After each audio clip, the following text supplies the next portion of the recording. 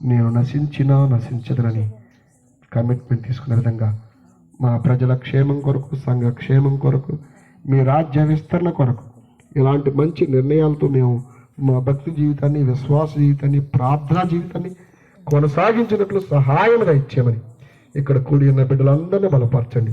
చెప్పబడిన ప్రతి మాట వారి హృదయంలో నాటి ఆలోచింప చేసి, ఇప్పుడే కాదు గృహాలకు వెళ్ళిన తర్వాత ఎప్పుడే సరే అవి వారి హృదయాల్లో పరిచయలాగా పరిశుద్ధాత్మ దేవ కృప చూపించండి. కుటుంబాన్ని బలపరచండి. పేదరు గారిని ప్రభా మరి కుటుంబాన్ని దీవించి ఆశీర్వదించండి. మాణిక్యం గారిని, కుమారుల కుటుంబాలను, ముఖ్యంగా ఆదాము రాను గారు కుటుంబాన్ని దీవించి బలపరచండి.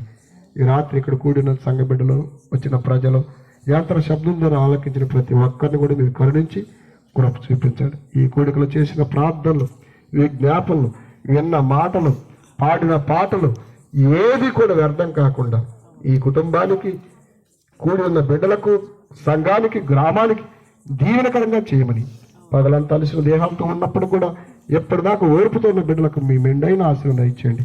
తిరిగి గృహాలకు వెళ్తున్నప్పుడు సరి తోడుగా ఉంచండి. రాత్రి వేళ పడుకున్నప్పుడు మంచి నిద్ర ఇచ్చేయండి. ఉదయం లేసి స్తుతించి ప్రార్థనాపూర్వకంగా తమ తమ పనుల్లో ముందు కొనసాగినట్లు సహాయం దయచేయమని ప్రార్థిస్తున్నాం.